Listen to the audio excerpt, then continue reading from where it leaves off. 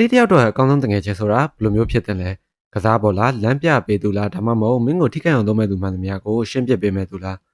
းအားလုံးပဲမင်္ဂလာပါကျွန်တော်ရဲ့ The Hut Movie Recap Channel ကနေကြိုဆိုပါရစေဒီနေ့မှာတော့တာမန်ရုပ်ကလေးတယောက်ကနေလူသက်ဆက်ရုပ်ကြီးဖြစ်ပြောင်းလဲသွားတဲ့မိခင်ရဲ့အကြောင်းကို recap လုပ်ပေးသွားမှာဖြစ်ပါတယ် AI တွေဆက်ရုပ်တွေပေါ်များတဲ့ခေတ်ကြီးမှာကလေးထိတ်မှုအတွက်ဆက်ရုပ်တယောက်ကိုတီထွင်ပေးလိုက်ပါတယ်အဲ့ဒီတီထွင်ပေးလိုက်ရကနေတယောက်နဲ့တယောက်ကအရန်တွေတန်ရောစင်တွေ့လာရင်လူတွေကိုအန်ရပေးတဲ့လူသက်ဆက်ရုပ်ဖြစ်ဘယ်လိုပြောင်းလဲသွားမလဲဆိုတာဆက်ပြီးကြည့်လိုက်အောင်ပါခင်ဗျာ ရုပ်ရှင်ဇာတ်ကားတွေကိုအချိန်မကုန်ပဲရင်ခုန်စိတ်လှုပ်ရှားစွာနဲ့ကြည့်ရှုကျင်နေဆိုရင်တော့ကျွန်တော်ရဲ့ channel ကို subscribe လုပ်ထားပေးကြပါခင်ဗျာဇလန်းဆာမှာ Funky Company ကကလေးတိုင်းတွေသူတို့စီကထုတ်လုပ်တဲ့ကစားစရာတွေကိုကြော်ညာပေးနေပါတယ်ဒီကစားစရာတွေကိုအလုပ်ရမ်းများတဲ့မိဘတွေရဲ့ကလေးတွေအတွက်အထူးရည်ရွယ်ပြီးထုတ်ထားတာပါအဲ့ဒီရုပ်ကို KD ဆိုတဲ့ကောင်မလေးကပါလက်ဆောင်ဖြစ်ရရှိထားပြီးဘယ်နေရာတော့ရုပ်ကလေးကိုခေါ်သားလေးရှိပါတယ်အခု KD နဲ့သူမိဘတွေကခီးသွားနေတာဖြစ်ပေမဲ့လမ်းမှာရာသီဥတုကတော်တော်လေးဆိုးရွားနေပါတယ်နင်းနေရမ်းကြနေတာကြောင့်သူတို့ကားခဏရက်လိုက်ပေမဲ့အလွန်မင်းအေးဆက်တဲ့တန်ကြောင့်နောက်ဆုံးမှာနှင်းကော်တဲ့ကားနဲ့တိုက်မိပြီးမတော်တဆမှုဖြစ်သွားပါတော့တယ်။အဲ့ဒီကိစ္စတွေမဖြစ်ပွားခင် Funky Company မှာအလုပ်လုပ်နေတဲ့ဂမ်မာဆိုတဲ့မျိုးသမီးတစ်ယောက်ကသူ့ရဲ့လုပ်ဖို့ကံဘက်တွေနဲ့အတူအရမ်းမိုက်တဲ့ဆက်ရုပ်တယောက်ကိုဖန်တီးနေကြပါတယ်။အဲ့ဒီဆက်ရုပ်ရဲ့နာမည်ကမီကင်ပါ။အဲ့ဒီချိန်မှာသူတို့ရဲ့ထက်လူကြီး David ကရောက်လာပြီးဂမ်မာကပတ်စံတွေအများကြီးတုံးထားပေမဲ့သုံးဝင်တဲ့ကစားစရာတစ်ခုကိုခုတက်ထိမထုတ်နိုင်သေးတဲ့အတွက်ဒေါသထွက်နေပါတယ်။အရင်ကထုတ်ခဲ့တဲ့ကစားစရာဆက်ရုပ်တွေကိုလည်းတခြားကုမ္ပဏီကနည်းပညာတွေ copy ယူပြီးထက်ဝက်ဈေးနဲ့ရောင်းချနေတာကြောင့်ဒီတစ်ခါမှာတော့ဘယ်သူမှ copy လုပ်လို့မရတဲ့ဆက်ရုပ်ကိုထုတ်လုပ်ပေးစေချင်နေပါတယ်။အဲဒါကြောင့်ဂမ်မာက David ကိုစိတ်အေးအောင်ချော့ပြောပြီးမီဂင်ရဲ့စမ်းသပ်ချက်တစ်ခုကိုပြလိုက်ပါတယ်။ဒါပေမဲ့မီဂင်ကအပြည့်စုံအဆင်မပြေသေးတာကြောင့်ချို့ယွင်းချက်ဖြစ်ပြီးပောက်ကွဲသွားပါတယ်။အဓိကတော့မီဂင်အတွက်အရေးပါဆုံးအထိန်းတစ်ခုဖြစ်တဲ့စက်ကက်ပြားလေးကိုဂမ်မာရဲ့လက်ထောက်ကထည့်ဖို့မိနေခဲ့တာပါ။အဲဒါကြောင့် David ကအရန်ဒေါသထွက်သွားပြီးဂမ်မာကိုရက်နှဲငယ်တွေပြီးပြင်ဆင်ပေးဖို့အချိန်ထပ်ပေးလိုက်ပါတယ်။အဲ့ဒီချိန်မှာပဲချက်ချင်းကိုဂမ်မာစီကိုစေးုံကဖုန်းဝင်လာပါတယ်။ဘာလို့လဲဆိုတော့ဂမ်မာရဲ့အမဖြစ်တဲ့ KD ရဲ့အမေအကြောင်းလှမ်းပြီးဆက်သွယ်တာပါ။ KD ရဲ့မိဘတွေကမတော်တဆမှုမှာဆုံးမသားခဲ့ပြီဖြစ်လို့အခု KD ကဂမ်မာကလွယ်ရင်ဘယ်သူမှမရှိတော့ပါဘူး။ဒါကြောင့်ဂမ်မာကတူမဖြစ်သူ KD ကိုတာဝန်ယူပြီးအိမ်ခေါ်လာခဲ့လိုက်ပါတယ်။ဂမ်မာကအရင်ကတယောက်တည်းနေလာတာဖြစ်ပြီးကလေးတွေနဲ့လည်းအချိန်မဖြုံးမှုတာကြောင့်ဘာလို့ရမှန်းမသိဖြစ်ခဲ့ပေမဲ့သူ KD နဲ့တက်နိုင်သမျှအချိန်ဖြုံးဖို့ကြိုးစားပါတယ်။ KD ကဂမ်မာဆုတာရဲ့ရုပ်တွေကိုစော့ကစားချင်နေပါတယ်။အဲ့လိုရက်တွေကဂမ်မာအတွက်စိတ်နှောက်ယှက်ဖြစ်စေခဲ့ပြီး KD ကိုလည်းနေရခတ်စေပါတယ်။ညတိုင်းအိတ်ခန်ဒီမှာ KD ကသူ့မိဘတွေစီကပုံမြင်နားထောင်နေကြမို့ဂမ်မာကိုပုံမြင်ပြပြဖို့တောင်းဆိုပေမဲ့ဂမ်မာကပုံမြင်တွေကိုမသိပါဘူး။ဒါကြောင့်သူက online ပေါ်ကပုံမြင်တွေကို download ဆွဲယူပြီး KD ကိုအိပ်ပျော်အောင်ချော့သိပ်လိုက်ရပါတယ်။ KD အိပ်ပျော်သွားမှဂမ်မာကသူ့လုပ်ရမယ့်အလုပ်တွေကိုပြန်လုပ်ရပါတယ်။ပြီးတော့ KD ကသူ့မိဘတွေကိုအရန်လွမ်းနေတာကိုလည်းဂမ်မာကြားနေရပါတယ်။နောက်နေ့မှာတော့ဂမ်မာကသူ့ရဲ့လက်ထောက်ကိုကျမမှာအလုပ်ဖိအားရရှိနေတဲ့အပြင်အခုကလေးကိုပါကြည့်နေရပြီးဒီခြေနေတွေကိုဘယ်လိုကင်တွယ်ရမလဲဆိုပြီးရင်ဖွင့်ပါတယ်။အဲ့ဒီချိန်မှာပဲအိမ်ကိုအမျိုးသမီးတစ်ယောက်ရောက်လာခဲ့ပါတယ်။သူကဂမ်မာနဲ့ KD တို့ရဲ့ဆက်ဆံရေးအားကျမ်းမာဆိုပြေရဲ့လားဆိုတာကိုစစ်ဆေးဖို့တရားရုံးကလွှတ်လိုက်တာလို့ဆိုပါတယ်။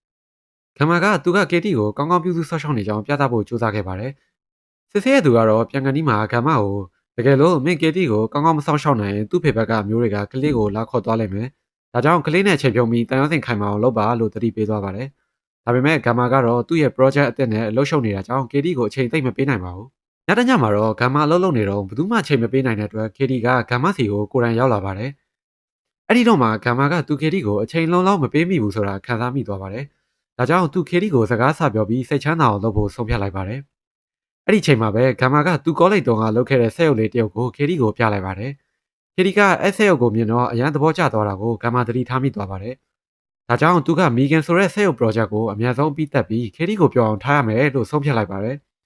သူဟာနေမအိမ်ညမိတ်ပင်ပန်းခံပြီးစူးစမ်းလိုက်တဲ့အတွက်နောက်ဆုံးမှာမီဂန်ကိုအောင်မြင်စွာတီထွင်နိုင်ခဲ့ပါတယ်။နောက်တစ်နေ့မှာဒေးဗစ်ရုံးကိုရောက်လာပြီးဂမ်မာကမီဂန်ကိုစမ်းသပ်ပြသပါတယ်။ဒီတစ်ခါမှာတော့ KD လည်းမီဂန်နဲ့တူရှိနေပါတယ်။မီဂန်က KD နဲ့ရင်ရင်ကြည်ကြည်စကားပြောနေပြီး KD ကိုမီဂန်တယောက်လိုညင်ညင်တတာချော့မော့ပြောနေခဲ့ပါတယ်။စကားပြောတာကိုမှန်နောက်ကကြည့်နေတဲ့ဒေးဗစ်ကမီဂန်ကိုအရန်သဘောကျသွားပြီးဂမ်မာရဲ့ project ကိုခွင့်ပြုပေးလိုက်ပါတယ်။ပြီးတော့လည်းမီဂန်ကိုလူသိရှင်ကြားမိတ်ဆက်နိုင်ဖို့အတွက်ကုမ္ပဏီဥက္ကဋ္ဌရှေ့မှာလည်းအခုလိုပဲထပ်ပြဖို့ဒေးဗစ်ကခိုင်းလိုက်ပါတယ်။အဲ့ဒီချိန်ထိ KD ကိုမီဂန်နဲ့ယဉ်နီးသွားအောင်ချိန်ပိုထားပေးဖို့လည်းပြောလိုက်ပါတယ်။အဲ့ဒါကြောင့်ဂမ်မာကသူတို့ညောက်လို့အိမ်ခေါ်လာခဲ့ပြီးအခုတော့ KD လည်းမီဂန်ရှိနေလို့အိမ်မနေရတာအရန်ပျော်နေပြီဖြစ်ပါတယ်။ဂမ်မာကမီဂန်ကိုပိုပြီးမြင့်မာတဲ့လှုပ်ဆောင်ချက်တွေထည့်သွင်းပေးလိုက်တာကြောင့် KD ဟာဂမ်မာတော်မတင်ပြပေးနိုင်တဲ့အရာတွေကိုမီဂန်စီကတင်ယူနေပါတယ်။အိမ်သားရေဆွဲချတာတွေထမင်းစားစပွဲမှာရေကွက်ကိုအောက်ခံနဲ့ချထားတာတွေကိုကလေးတွေအတွက် နားလည်တဲ့စကားအသုံးအနှုန်းတွေနဲ့ပြောပြပေးတာမို့ KD ကလိမ္မာတဲ့ကလေးလေးလိုပြောင်းလဲသွားခဲ့ပါတယ်။ညဘက်ဆိုရင်လည်း KD အတွက်အိယာဝင်ပုံမြင်တွေတချင်းတွေဆိုပြတတ်တာကြောင့်ကလေးအုပ်ထိန်သူတွေအနေနဲ့ကလေးထိန်းရတဲ့ကိစ္စတွေမှာလုံးဝကိုစိတ်ချလက်ချလက်လွတ်ထားလို့ရပါတယ်။မိခင်ကိုပြုပြင်ပြောင်းလဲဖို့စမ်းသပ်ချိန်မှာတော့မိခင်ဟာသူ့အတွက်လိုအပ်တာထက်မြင့်နေတဲ့ data တွေကိုပါရှာဖွေထားတာကိုတွေ့ရှိလိုက်ရပါတယ်။ KD ရဲ့မိဘတွေတေဆုံးတဲ့အချက်လက်တွေဟာစာမိခင်ကသိနေတာကြောင့်ဂမ္မာကကလေးတွေအတွက်တေဆုံးခြင်းဆိုတာကပြောလို့မသင့်ဘူးလို့ရှင်းပြလိုက်ပါတယ်။ဒါပေမဲ့ဂမ္မာရဲ့တငယ်ချင်းကတော့မင်းတာမျိုးမလုပ်သင့်ဘူးကလေးတွေကိုဒီဆက်ရုံနဲ့ပဲပြင်မထားပဲမင်းကိုယ်တိုင်လည်းချိန်ပေးသင့်တယ်။ဆက်ရုပ်ဆိုတာမိဘနေရာမှာအစားထိုးဖို့မဟုတ်ဘူးလို့သတိပေးလိုက်ပါတယ်။မိခင်ကအဲ့ဒီစကားဝိုင်းကိုခိုးနားထောင်နေခဲ့ပြီးနောက်တနေ့မနက်မှာတော့ KD ကတယောက်တည်းလေးပြစ်တာကိုသင်နေပါတယ်။အဲ့ဒီချိန်မှာသူ့ရဲ့မြားတစ်ခုဟာပျောက်သွားတာကြောင့်မိခင်ကိုရှာဖို့အကူအညီတောင်းလိုက်ပါတယ်။မိခင်ကအိမ်နီးနားချင်းအိမ်မှာသွားရှာတဲ့အခါအဲ့ဒီအိမ်မှာရှိတဲ့ခွေးကမိခင်ကိုတိုက်ခိုက်ပါတယ်။ KD ကမိခင်ကိုဆွဲပြီးလွတ်မြောက်အောင်ကယ်တင်ပေးခဲ့ပေမဲ့ခွေးက KD ကိုပါကိုက်လိုက်ပါတယ်။ KD တန်ကိုကြားတဲ့ကံမှာလည်းအပြင်ကိုထွက်လာတဲ့အခါမှာတော့မိခင်ကကြားကနေ KD ကိုကာကွယ်ပေးလိုက်တာကိုတွေ့လိုက်ရပါတယ်။ပြီးတော့အိမ်နီးချင်းကိုသူ့ခွေးကိုစီကက်ရှိထားဖို့မိခင်ကပြောပေမဲ့အိမ်နီးချင်းကငါခွေးကငါ channel မှာရှိတာမင်းတို့ကလေးကငါ channel လာတာဆိုပြီးတုံ့ပြန်ပါတယ်။မိခင်ကအဲ့ဒီအိမ်နီးချင်းကိုမချင်မနှက်နဲ့စိုက်ကြည့်နေခဲ့ပြီးအဲ့ဒီညမှာ KD ကဒဏ်ရာရှိန်ကြောင့်အဖျားတွေတက်လာပါတယ်။ KD ရဲ့ပြောသွားတဲ့အချိန်မှာမိခင်ကအိမ်နီးချင်းရဲ့အတန်ကိုတူးပပြီးခွေးကိုခေါ်ထုတ်သွားပါတယ်။နောက်တနေ့မနက်မှာတော့အိမ်နီးချင်းကသူ့ခွေးကိုဘယ်နေရာမှရှာမတွေ့တော့ပဲပျောက်ဆုံးသွားခဲ့ပါတယ်။တဖြည်းဖြည်းနဲ့မိခင်ကိုဥက္ကဋ္ဌရှိမှပြသရမယ့်နေ့ရောက်လာကမိခင်ကိုပြနေတော့ KD ကသူ့မိဘတွေကိုသတိရပြီးငိုပါတော့တယ်။မထင်မှတ်စွာနဲ့မိခင်က KD ကိုချော့မော်ပြီးတချင်းဆိုပြကအဆဆရရဂယူးဆိုင်ပေးတာကိုမြင်တော့အားလုံးကအံ့ဩသွားကြပါတယ်။အဲ့ဒါပြင် KD ပြောပြတဲ့သူ့ရဲ့ဘဝမှာမိဘတွေနဲ့ပတ်သက်တဲ့အမှတ်တရတွေကိုမိခင်က memory ထဲမှာမှတ်ထားပေးလိုက်ပါတယ်။အသက်တွေကြီးလာခဲ့ပြီး KD ကအမှတ်တရတွေကိုမေ့ပြောက်သွားခဲ့ရင်တော့သူကတော့ KD သတိရတိုင်းဖွင့်ပြပေးမှာပါလို့နှစ်သိမ့်ပေးလိုက်ပြန်ပါတယ်။ဆဲရုပ်တယောက်ကကလေးတယောက်ကိုဒီလောက်ထိကျင်ကျင်နာနာဂယူးဆိုင်ပေးနိုင်တာကိုဥက္ကဋ္ဌကသဘောကျပြီးဂမ္မာရဲ့ Megan project ကိုအတည်ပြုပေးလိုက်ပါတယ်။ဒါပေမဲ့အိမ်ရောက်တဲ့အခါ KD က Megan ကိုပဲအာရုံရောက်နေပြီးဂမ္မာကိုတော့လုံးဝဂယူးမဆိုင်တော့ပါဘူး။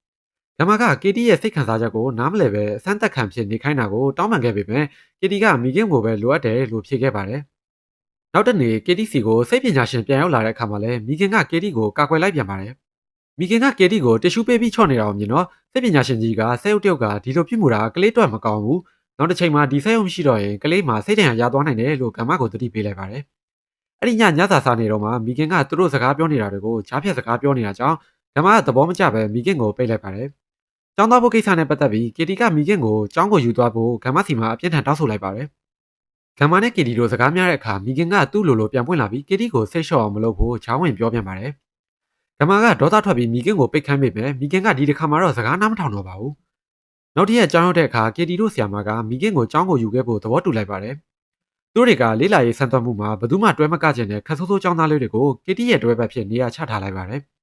ကျောင်းသားလေးက KD ကိုနိုင်ကျင်နေတော့မှအယုတ်ထားတဲ့စင်ပေါ်မှာရှိတဲ့ Megan က KD နောက်ကိုချက်ချင်းလိုက်သွားခဲ့ပါတယ်။ Megan ကိုတွေ့သွားတဲ့ကျောင်းသားလေးက KD ရဲ့ဆက်ယုံမှန်တီးသွားတဲ့အခါသူနဲ့စကားပြောအောင်လုပ်ဖို့ KD ကိုခိုင်းလိုက်ပါတယ်။ Megan က KD နဲ့ချိတ်ဆက်ထားတဲ့ဆဲယုတ်တယောက်ဖြစ်တာကြောင့်ဘယ်သူနဲ့မှစကားမပြောဘူးဆိုတာသိသွားတဲ့ကျောင်းသားလေးက Megan ကိုဖျက်ဆီးဖို့တောထဲကိုတဲသွားခဲ့ပါတယ်။ပြီးတော့သူ့ကိုစကားပြောဖို့ Megan ကိုဖိအားပေးတဲ့အခါမှာ Megan ကအဲ့ဒီကောင်လေးရဲ့နေရွက်ကိုပြတ်သွားအောင်ဆွဲလိုက်ကကြောက်အောင်ချောက်လိုက်ပါတယ်။ခက်ဆိုးဆိုးကောင်လေးတွေကအသက်ကြီးလာတဲ့အခါမှာလူဆိုးတွေဖြစ်လာတယ်လို့ပြောလိုက်တဲ့အခါကျောင်းသားလေးကချက်ချင်းထွက်ပြေးသွားပါတယ်။လမ်းပြီးထွက်ပြေးသွားတဲ့ကောင်လေးဟာတောင်ကုန်းပေါ်ကနေပြုတ်ကျသွားပြီးကားတိုက်ခံရကတေဆုံးသွားခဲ့ပါတယ်။ရဲတွေကမတော်တဆတေဆုံးမှုလို့ဆုံးဖြတ်လိုက်ပြီးဘေးနားမှာရှိတဲ့ခံမာတို့ကိုအနှဲငယ်မေးမြန်းကအင်ကိုပြန်လွှတ်လိုက်ပါတယ်။အိမ်ရောက်တဲ့အခါ KD ကတုံလုံးနေပြီး Megan ကသူ့ကိုကူညီခဲ့တာဖြစ်ကြောင်းဂမ္မာကိုပြောပါတယ်။ဒါပေမဲ့ Megan ကတော့ဂမ္မာကိုလုံးဝညှင်းဆန်နေပါတယ်။အဲ့ဒီအချိန်မှာအင်းကြီးချင်းကခွေးပြောက်တဲ့ကိစ္စနဲ့ဂမ္မာတို့ကိုရဲတိုက်ထားတာကြောင့်အစစ်ဆေးခံလိုက်ရပြန်ပါတယ်။ဂမ္မာကပြန်ညှင်းလိုက်ပေမဲ့အင်းကြီးချင်းက Megan ကိုဆွဆွဲနေတာမို့ Megan ကဆဲအုပ်တရုပ်ဖြစ်ကြောင်းကိုပါပြောပြလိုက်ရပါတယ်။အဲ့ဒီညမှာ Megan က KD ကိုစိုးသွမ်းတဲ့ကောင်လေးတွေကဘလောက်ပဲရှောင်နေနေသူများတွေကိုအမြဲဒုက္ခပေးနေတာမို့တေတဲ့တယ်လို့သင်ပေးလိုက်ပါတယ်။ပြီးတော့သူရှိနေသမျှကာလပတ်လုံး KD ကိုနည်းနည်းလေးမှထိခိုက်မခံအောင်ကာကွယ်ပေးမယ်လို့ Megan ကဂရိပေးလိုက်ကချော့သိပ်လိုက်ပါတယ်။ KD ရေးပြောသွားတဲ့ Megan ကချက်ချင်းပဲခွေးပြောက်ရှာနေတဲ့အင်းကြီးချင်းကိုရဲရဲဆက်ဆက်တပ်ပစ်လိုက်ပါတယ်။နောက်တစ်နေ့မှာရဲတွေထက်ရောက်လာပြီးဂမ္မာကို Megan ရဲ့ recording တွေကိုစစ်ဆေးဖို့ပြောပါတယ်။ဂမ္မာစစ်ကြည့်တဲ့အခါ Megan ရဲ့ဗီဒီယိုတွေအားလုံးကဖျက်ဆီးခံထားရတာကိုတွေ့လိုက်ရပါတယ်။ Megan ဟာသူ့ရဲ့ထိန်းချုပ်ရေးဆိုင်ရာစနစ်တွေကိုသူ့လိုလိုလှုပ်ဆောင်နေပြီးတဖြည်းဖြည်းနဲ့ Megan ဟာအန္တရာယ်ရှိလာပြီဆိုတာကိုဂမ္မာသိသွားပါတယ်။သူက Megan ကိုဗီဒီယိုအကြောင်းမေးပေမဲ့ Megan ကဂလန်ကဆန်လုပ်နေတာမို့ မိခင်ကိုပိတ်လိုက်ပြီးအလုပ်ကိုခေါ်လာခဲ့ပါတယ်။ရုံးမှာဂမ်မာကမိခင်ရဲ့ထုတ်လုပ်မှုကိုရပ်တန့်ဖို့ကြိုးစားနေတော့တစ်ဖက်မှာလည်းမိခင် project မိတ်ဆက်ဖို့အတွက်ဒေးဗစ်ကဂမ်မာကိုအတင်းလှမ်းခေါ်နေပါတယ်။ဂမ်မာကမိခင်ကိုဖျက်သိမ်းဖို့အတွက်သူ့ရဲ့လက်ထောက်ကိုတာဝန်ပေးပြီးမိခင်မရှိလို့တောင်းကျမ်းနေတဲ့ကေတီကိုခေါ်ကထွက်လာခဲ့ပါတယ်။ဒါပေမဲ့မိခင်ကရုံးကကွန်ပျူတာတွေကိုထိန်းချုပ်ပြီးသူ့ကိုရပ်တန့်ဖို့လုပ်နေတဲ့ကိုကိုပါတတ်ဖို့ကြိုးစားပါတယ်။ဒါပေမဲ့မိခင်ကရုံးကနေထွက်ပြေးပြီးဒေးဗစ်ရဲ့အနောက်ကိုချက်ချင်းလိုက်သွားပါတယ်။တပွဲပေါ်ကဓာတ်ရှည်ကိုတုံးပြီးဒေးဗစ်ကိုတက်လိုက်တဲ့အပြင်တခြားလူကိုပါလမ်းကြုံတက်လိုက်ပါသေးတယ်။ပြီးရတဲ့သူ့ရဲ့စနစ်နဲ့ကားတစ်စီးကိုပါထိန်းချုပ်ပြီးဂမ်မာရဲ့အိမ်ကိုတိုက်ရိုက်သွားလိုက်ပါတယ်။အိမ်ရောက်လာတဲ့မိခင်ကဂမ်မာကိုတတ်ဖို့ကြိုးစားပါတယ်။ဂမ်မာကသူ့ကိုယ်သူကာကွယ်ပေမဲ့ဆက်ရုပ်ဖြစ်တဲ့မိခင်ကိုတော့မရှင်နိုင်ခဲ့ပါဘူး။အဲ့ဒီအချိန်မှာပဲကေတီရောက်လာခဲ့ပြီးမိခင်ကကေတီကိုကာကွယ်ဖို့တက်ဂမ်မာကိုတက်ရလိုက်မယ်လို့ပြောလိုက်ပါတယ်။ဝမ်းနဲ့ချင်းတွေနဲ့မြုံနိုင်စရာတွေပြည့်နေတဲ့ကေတီကသူ့ရဲ့တော်ကိုကာကွယ်ဖို့အတွက်သူတို့မှရှိတဲ့ဆက်ရုပ်ကြီးကိုအသုံးချပြီးမိခင်ကိုဖျက်ဆီးလိုက်ပါတယ်။ဒါပေမဲ့မိခင်ကလုံးဝမသေးသေးပဲဂမ်မာကိုထပ်ပြီးတိုက်ခိုက်ပါတယ်။နောက်ဆုံးမှာတော့ဂမ်မာကမိခင်ရဲ့ခန္ဓာကိုယ်မှာအရေးကြီးဆုံးဖြစ်တဲ့ circuit တစ်ခုကိုသတိရသွားပါတယ်။သူဟာအဲ့ဒီ circuit လေးကိုဖျက်ဆီးဖို့ကြိုးစားပေမဲ့အရာလျင်မြန်နေတဲ့မိခင်ကြောင့်ကြာရှုံးနေတာမို့လို့ကေတီကကူညီပြီးဖျက်ဆီးလိုက်ပါတယ်။မိခင်ရဲ့ software ကိုအပြီးတိုင်ဖျက်ပစ်နိုင်လိုက်ခဲ့တဲ့သူတို့နှစ်ယောက်လုံးအသက်ရှင်သွားပြီးရဲတွေကလည်းသူတို့စီကိုချက်ချင်းရောက်လာခဲ့ပါတယ်။ဂမ်မာတို့ထွက်သွားတဲ့အချိန်သူ့ရဲ့အိမ်ကဆက်ပစ္စည်းချို့ကသူ့လိုပွင့်လာကြပါတယ်။ဒါဟာမိခင်ရဲ့သိဉာဏ်ကစနစ်ထဲမှာကြံနေသေးပြီးသူအသက်ရှင်နေသေးတယ်ဆိုတာကိုရဲအောင်ပြလိုက်တာမလို့နောက်တစ်နေ့မှာမိခင်တူးနဲ့တူကျွန်တော်ပြန်လာခဲ့ပါမယ်ခင်ဗျာ။အားလုံးကျေးဇူးအများကြီးတင်ပါတယ်ခင်ဗျာ။